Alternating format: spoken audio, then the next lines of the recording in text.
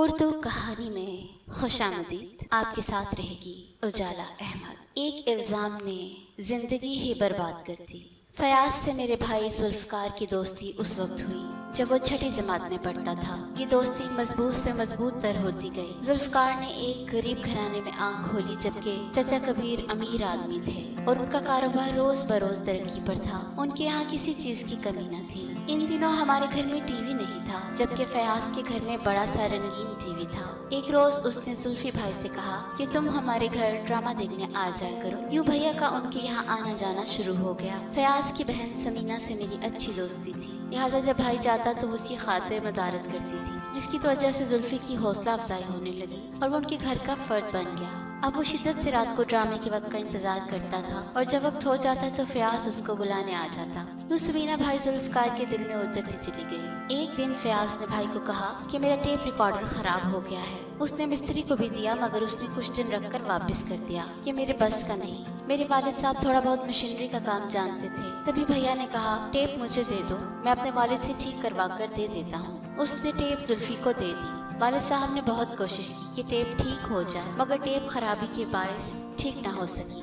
تب بھائی نے ایک اچھا مستری ڈھونڈا، اس کو 200 روپے دے کر ٹیپ ٹھیک کرا دی۔ یہ رقم میرے بھائی نے انتہائی غربت میں اپنی جیب سے ادا کی تاکہ اس کا دوست خوش ہو جائے۔ وہ ٹیپ لے کر گھر آ گیا۔ یہ اچھا چل رہا تھا اور اس کا دل بھی باغ باغ تھا کہ چلو میرے دوست کو چیز صحیح مل جائے گی۔ جس دن فیاض ہمارے ہاں ٹیپ لینے آیا، اتفاق سے اس دن چلتا ہوا ٹیپ پھر سے خراب ہو گیا۔ اب بھائی پریشان ہو گیا کہ اس کا دوست کیا سوچے گا کہ میں نے اتنے دن ٹیپ رکھا اور بنوا کر بھی نہیں دیا۔ خیر فیاض ٹیپ لے کر چلا گیا۔ کچھ دنوں کے بعد جب بھائی اس کے گھر گیا اور اس کا موڈ بہت خراب تھا، اس نے ذوالفقار سے کہا کہ تم دوستی کے نام پر دھبا ہو، تم ایک فراڈ انسان ہو، تم نے میرے ٹیپ ریکارڈر سے قیمتی چیزیں نکال لی ہیں، تم نے میرے ساتھ دھوکہ کیا ہے۔ اپنے دوست کے منہ سے یہ الفاظ سن کر بھائی کے پیروں تلے سے زمین نکل گئی۔ اسے فیاض سے ایسی امید نہیں تھی۔ اس نے دوستی کی ہی نہیں، ہماری غربت کی بھی توہین کی تھی۔ یہ تو ہو سکتا تھا کہ اس ٹیپ کی چیزیں مستری نے بدل دی ہوں یا پہلے والے مستری نے بدلی ہوں۔ بہرحال فیاض کے دل میں میل آ چکا تھا، لیکن اس کو ایسا نہ کرنا چاہیے تھا۔ اگر وہ پورے ٹیپ کے پیسے بھی مانگتا تو اس کو مل جاتے۔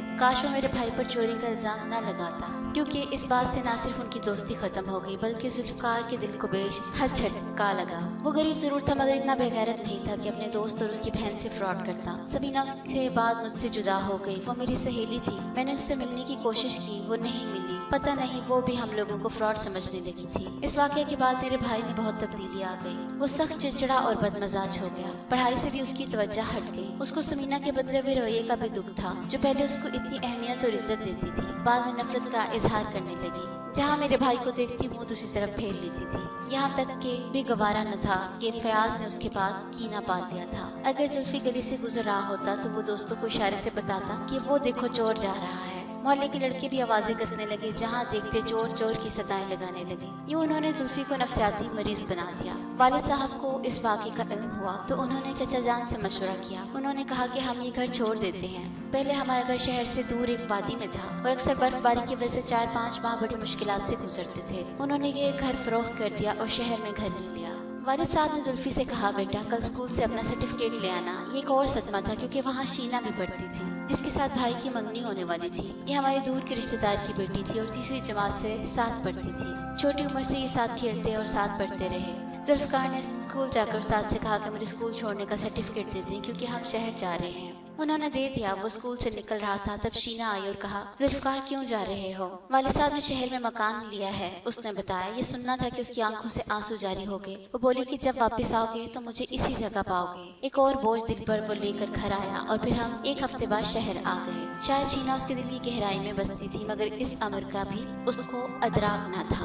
شہر آ کر اس نے اسکول میں داخلہ لے لیا مگر وہاں پڑھنے میں دل نہ لگا۔ بھوکے کہنے پر چلا جاتا تھا۔ ایک روز وہاں بھی فیاض کسی دوست سے ملنے آ گیا اور اس نے لڑکوں کو کہا کہ یہ چور ہے، ذرا اس سے بچ کر رہنا۔ ایک لڑکے نے یہ بات میرے بھائی کو بتائی جس کے بعد اس کا دل ایسا زخمی ہوا کہ اس نے اسکول کو خیر بات کہہ دیا۔ والد صاحب نے لاکھ سمجھایا، کوشش کی کہ وہ کسی طرح پڑھ لے مگر 9ویں جماعت میں بھائی نے اسکول چھوڑ دیا اور پھر ادھر کا رخ نہ کیا۔ تب ابو نے دکان کھولی اور چھوٹی سی عمر میں زلفی کو وہاں بٹھا دیا۔ پہلے تو اس کو دکان پر بیٹھنے میں خاصی دشواری محسوس ہوئی کیونکہ دن بھر بیٹھنا پڑتا تھا۔ بعد میں وہ سارا دن وہاں بیٹھنے کا عادی ہو گیا اور اس کا دل بھی لگنے لگا۔ جب روپیہ ہاتھ میں آتا ہے تو مزاج بدل جاتے ہیں۔ مایوس دل انسان روپے سے خوش खुशियाँ खरीद कर अपने दिल बहलाने की कोशिशें करता है। जब जुल्फी के पास पैसा आ गया तो वो सब कुछ भूल गया। वो गलत दोस्तों में उठने बैठने लगा। यूं ये गलत दोस्त उसको गलत रास्ते पर ले गए। वालिद साहब को पता न था कि उनका बेटा दुकान बंद करके रात को कहाँ चला जाता है। एक दिन भैया की मोटरसाइकिल एक ट्रक से टकरा गई और वो शदीद जख्मी हो गए। जब होश आया वो अस्पताल में था। वालिद और वालदा के अलावा और भी बहुत से रिश्तेदार थे। भाई ने आंखें खोली तो उसको शर्मिंदगी हुई, क्योंकि वो इन रिश्तेदारों से अब सलाम तक करना गवारा नहीं करता था। मुझसे कहा, बहना, शायद ये अल्लाह की तरफ से मुझको सबक सिखाने के लिए हादसा हुआ है। ये गरूर का नतीजा है। उसने सबसे माफी मांगी और शुक्रगुजारी का इजहार किया। इंसान की अजीब फितरत है कि बुरे दिनों में अपने अल्लाह को याद करता है मगर अच्छे दिनों में भूल जाता है। जब वो ठीक होकर दुकान पर गया तो रफ्ता रफ्ता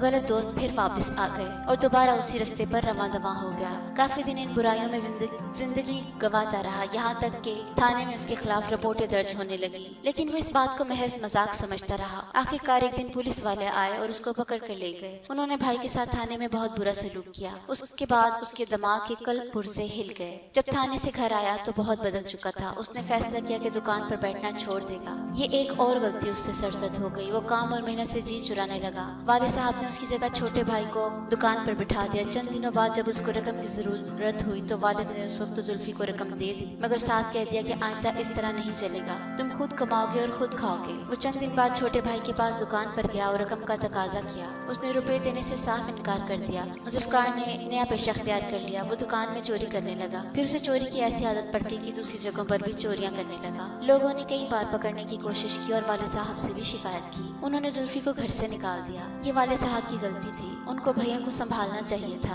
बजाय संभालने के उन्होंने उसको हाल पर छोड़ दिया। अपनों का सहारा छूट जाए तो लामोहाला गैरों पर तकिया करना पड़ता है। ऐसे ही वक्त में बदगुमाश अच्छे खानदान के लड़के घेर लेते हैं और उन्हें बुराइयों की दुनिया में ले जाते हैं। यही मेरे भैया के साथ हुआ कि वो जो ही घर बदर हुए, गलत लोगों ने उनकी रहनुमाई शुरू कर दी और यूं उसने बुराइयां इख्तियार कर ली। वो शरीफ और सीधे साधे लोगों को सबस बाग दिखाकर रुपया लूटता, किसी को लूट लेता, बकरियां गंदम की चोरी, फिर इन पैसों से शराब पीता, नशा करता, अगर हर तरह की बुराइयां शुरू कर दी। वालदा बेटे के बारे में सुनती तो कुड़ती और वालिद नफरत का इजहार करते, मगर उसको वापस लाने की कोशिश नहीं करते। वक्त गुजरता रहा और किसी को होश न आया कि जुल्फी को सही रास्ते पे ले आए। वक्त के साथ वो इस हाल को पहुंचा कि एक रोज इश्तिहारी मुजरिम बन गया और जंगलों में पुलिस के डर से मारा मारा फिरता था। एक दिन पुलिस को मुखबरी हुई कि वो इस इलाके में है। पुलिस ने पीछा किया, छापा मारा। रात के अंधेरे में वो एक दरवाजे पर पहुंचा, दस्तक दी और एक बूढ़ी औरत बाहर आई। उसने अंदर आने की इजाजत दी। औरत ने मुसीबत ज़दा समझकर उसको घर आने दिया। कुछ देर आराम करने के बाद भाई और उसके दोस्तों ने सोचा कि बूढ़ी औरत का भी सामान छीन लेते हैं, वो क्या कर लेगी। भाई कमरे में ही रहा, बाकी साथी कमरे की तलाशी लेने लगे। तभी बूढ़ी की आंख खुल गई। वो उठकर आ गई, पूछा क्या कर रहे हो। इससे पहले कि ये उसको पकड़कर खामोश करते, कमरे से एक खूबसूरत लड़की बरामद हुई। ये शीना थी जो अपनी दादी के घर आई हुई थी।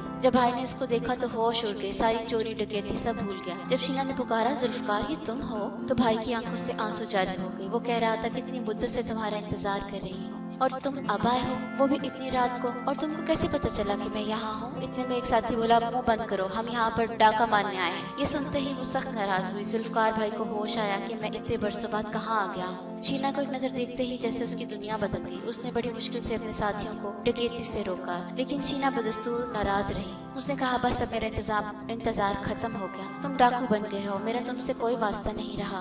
अगर तुम मुझसे शादी करना चाहते हो तो फौरन रिश्ता भेजो, वरना मेरे वालिद कहीं और रिश्ता कर देंगे। भाई घर आ गया। उसने अबू के कदमों में गिर कर माफी मांगी, तौबा की, बुराइयों का रास्ता छोड़ने का वादा किया, यकीन दिलाया कि वो हर लिहाज से उनके साथ चलेगा। वालिद साहब आमादा हो गए और शीना के घर उसका रिश्ता मांगने चले गए। शीना के वालिद ने कहा कि तुम्हारा बेटा नशई है और डाके डालता है, हम कैसे अपनी बेटी का रिश्ता तुम्हें दे दें। जरा सोचो, तुम भी एक बाप हो, कि तुम अपनी बेटी का रिश्ता ऐसे आदमी को देते। बात तो सही थी। वालिद साहब ना उम्मीद होकर वापस आए और उन्होंने आकर भाई को खूब कोसा कि मैंने तुम्हारे लिए क्या क्या ख्वाब सोचे थे और तुम एक चोर, डाकू और इश्तिहारी बन गए हो। काश इस दिन से पहले मुझे मौत आ जाती। भाई का दिल टूट गया। गम गलत करने का वो फिर नशे की दुनिया में लौट गया। एक बार फिर उससे नशे की हालत में शीना के वालिद के पास पहुंचा और बोला कि आप अपनी बेटी का रिश्ता मुझे दे दें। उसके वालिद ने न सिर्फ उसको डांटा बल्कि उसको मार मार कर लहूलुहान कर दिया और ऊपर से पुलिस को बुलवा कर उसको पुलिस के हवाले कर दिया।